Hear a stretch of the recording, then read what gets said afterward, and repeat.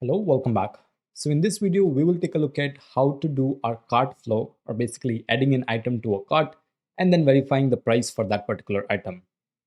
Now this is a really common flow for e-commerce website. So we're going to go ahead and take a look at how to execute this. Now there's few things that we will be handling in this video, and that would be how to work with hooks, specifically the before hook, as well as how to work with hidden element. Now, as we will go through this flow, you will come across an element that's going to be hidden or that will have the opacity set to 0. So we'll take a look at how to handle that particular element so that we can get a text from it. And then finally, we'll go ahead and verify the price for that particular item. So once again, I'm going to head over to the Amazon website. I will walk you through the flow that we're going to be covering. And then I will give you the same challenge. You have to go ahead and pause the video and try out the same thing yourself. Once you have completed, or let's say you get stuck, then you can come back to the video and review it. So let's head over to the Amazon website and get started. So I'm back here in Amazon, and here we're going to go through our entire flow. So we'll cover all the things that we have covered before, that is searching for an item. So here we're going to search for MacBook. And then we're going to pick the first item from the result. So you're going to pick, let's say, this one or whatever shows up in your case. And now here, you're going to go ahead and verify or basically get the price for this particular item. That is $16.99.95. In my case, it could be anything else in your case. And then you're going to go ahead and click on add to cart. Now, if you search for an item, let's say that is not possible to add to cart, then simply change it to an item which you can add it to a cart. If let's say MacBooks are not available, you can search for iPhone, iPad, whatever that might be, doesn't really matter. As long as you get to a similar screen like this where you see the price and you have an option to add to cart, then you verify the price, get whatever the price is, store that, then you do add to cart.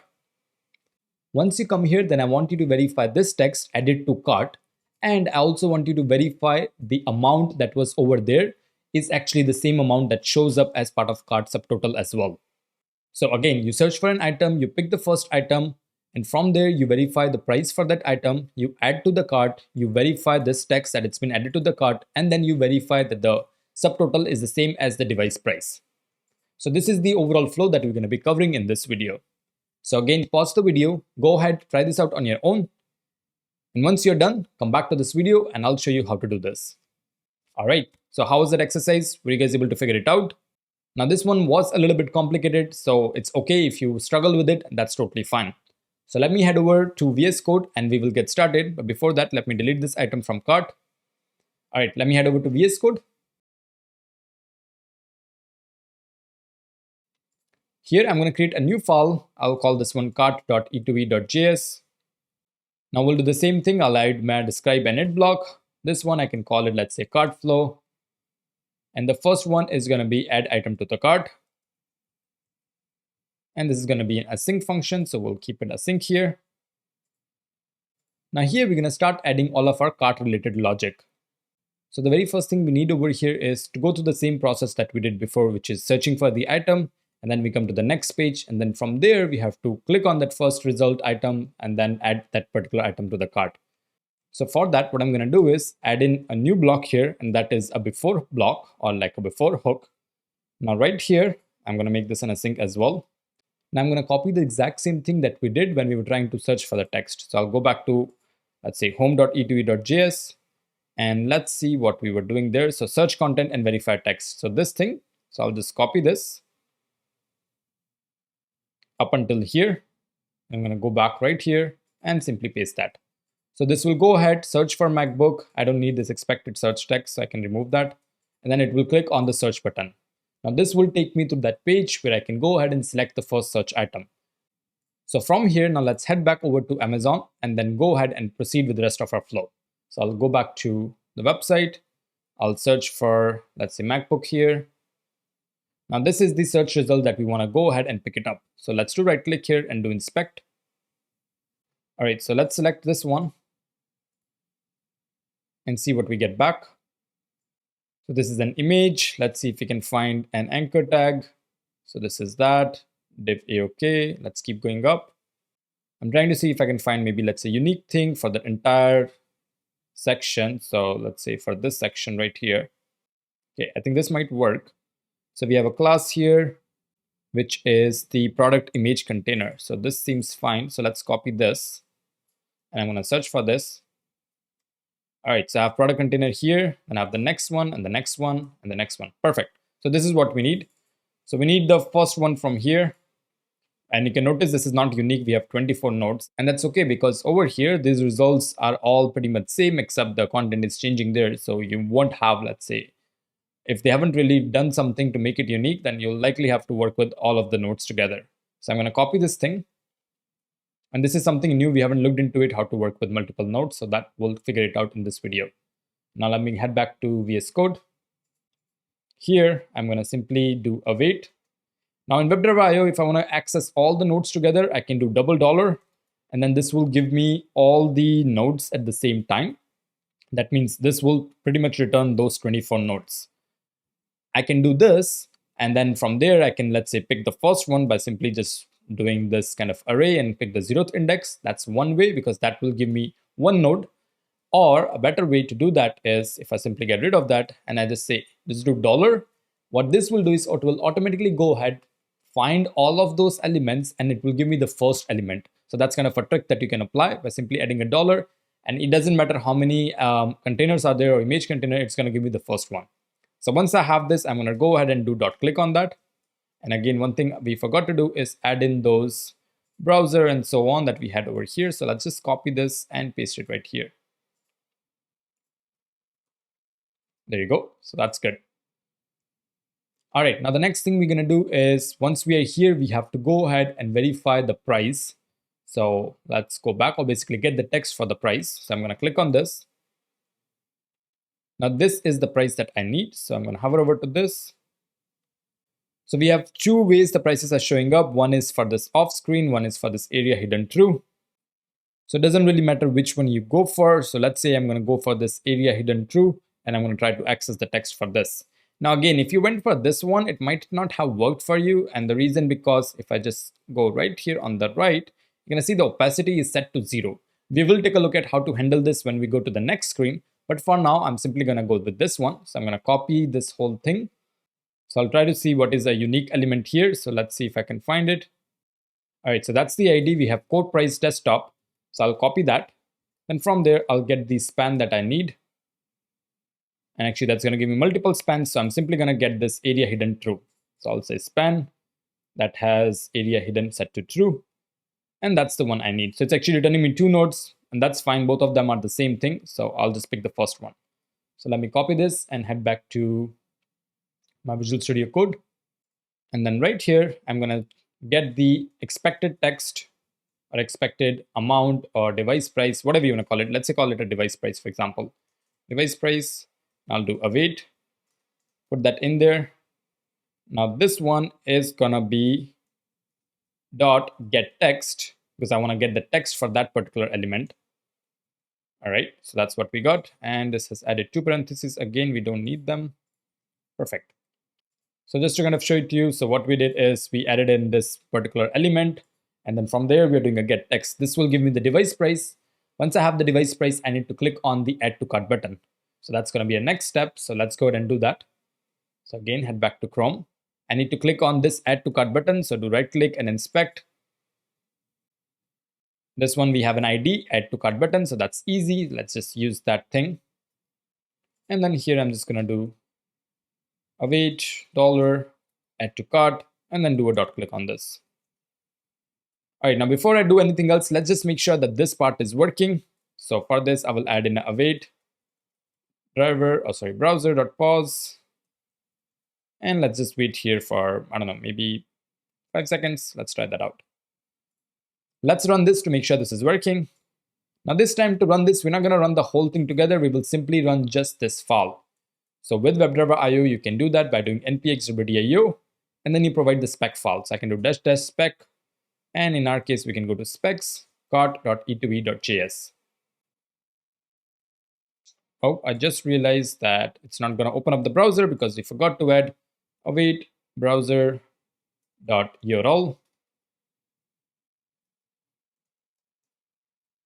There you go. So now it's going to open up the home page, and then we can do all the rest of the things. All right, so we're on Amazon. It should search for MacBook. That's good. Should click the first item. There you go. It just did. Now it should add an item to the cart. All right, it did that as well. Perfect. Now we're on the final screen. Here we're going to verify edit to cart as well as verify a subtitle. Now one thing I want to make sure is whether I was able to get the text or not. So if we hover over, take a look at the logs. Let's see what we get back from get text. All right, so this is the thing that we were searching for, which was span area hidden true. And for the text, I got my text back, which is right here, 1699.95. So that's good. That means I'm getting my device price. And the next thing is simply adding our assertions and verifying our subtotals. So let's do that as well. I will add this item to the cart. We should verify this text, add it to cart. And this one is, let's see. All right, that's this ID right here. And that has a span, I believe. Yep, that is a span. Perfect. So let's just copy this and go back to VS Code. And here I'm going to add in my assertion. So I'll just say await dollar. And it should be, actually, this should be expect dot to have text. And the text should be added to cart. So let me just add that in over here as well. All right, so this should be added to cart. Perfect. Now the next thing would be is to verify the subtotal. So let's go back and get that as well. So this is my subtotal.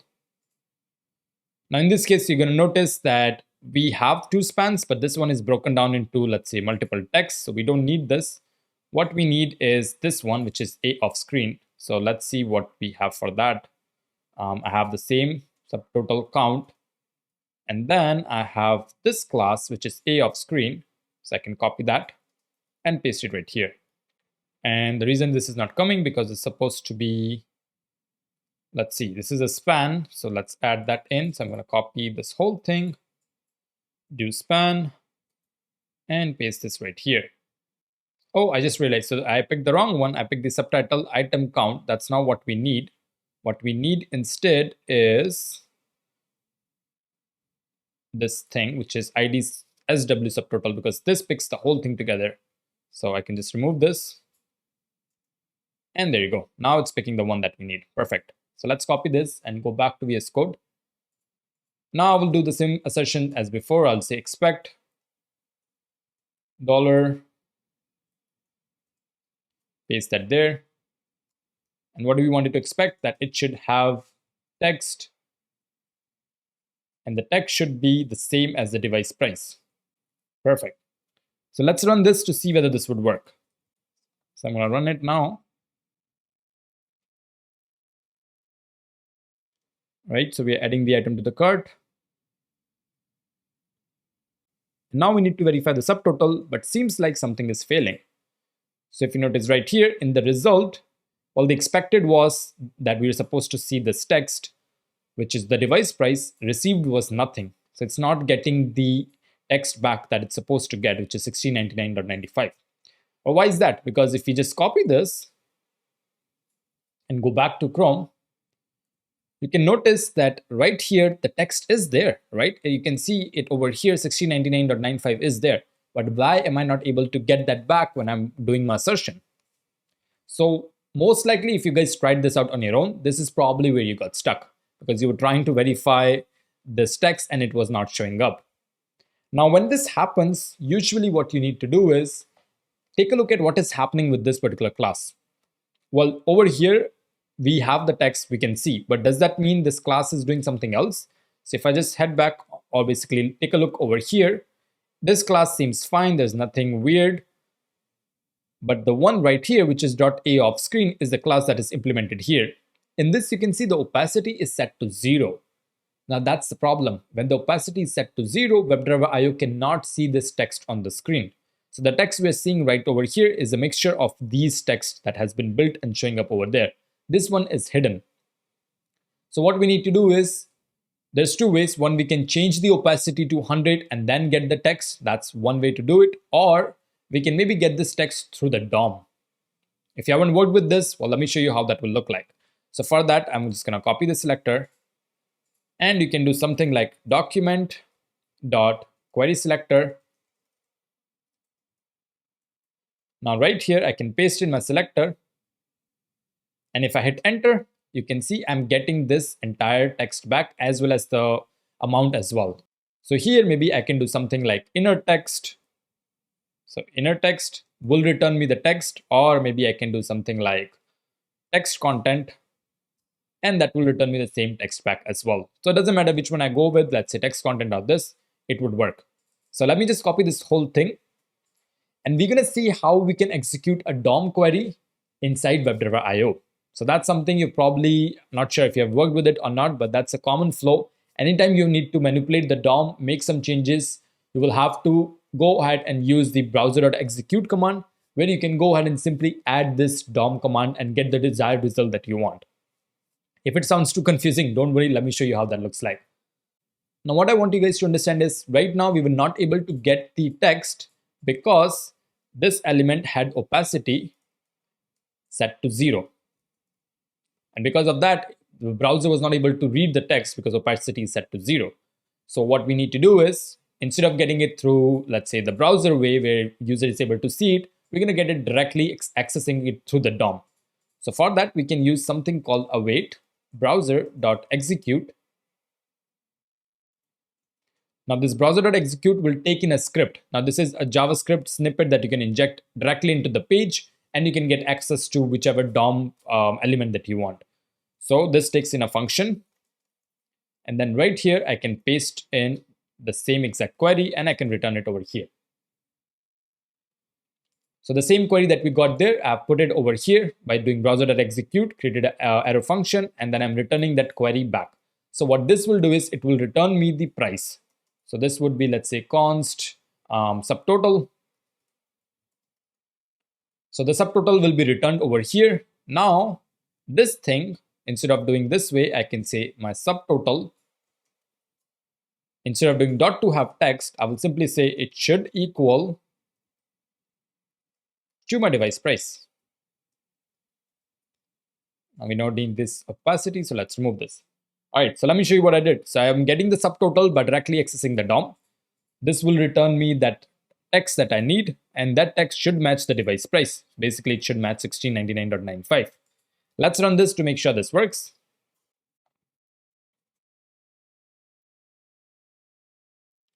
So there you go. This time it's going back. And look at that, my test successfully passed this time. And if I hover over, you can see now we're getting that result back from this DOM query. This is the exact DOM query that we ran. We're getting 1699.95 returned, and that is the same thing which I have as part of my device price as well. And so because of that, my test is working as expected. Now I know this test was complicated, and if most likely you won't come across this kind of things in interview, or if you do, you don't have to, let's say, code it, but you need to understand if something like this happens, how are you going to handle it? For example, I might ask you in an interview saying, hey, if there's a hidden element and you need to access it, how would you do that? So you need to be able to say that, oh, I can use, let's say, browser.execute query, and then from there, I can access it directly through DOM. Or I can manipulate that element and change the hidden property to, let's say, make it visible by, let's say, changing the opacity from 0 to 100, or whatever way. Let's say if the display is set to none, I would change that display to block so that I can actually access it. There's different ways you can answer it, but as long as you have this answer, you don't have to code it. But if you can explain it to the interviewer that, hey, I know how to do this. This is the process to go ahead and execute this, and I've done this in the past, and this was pretty much all of the A to Z steps.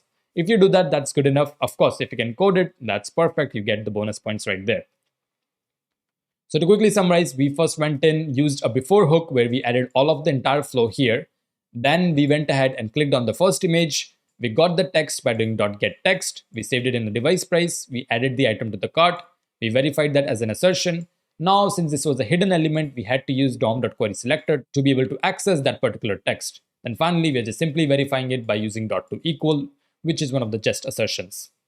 And that's okay, guys. If you're not able to figure this out on your own, that's totally fine. That's the reason I'm doing this video, so that you come across these different scenarios which might happen when you're working in a, let's say, real company, or if maybe during the interview. So you need to be able to answer all of these things.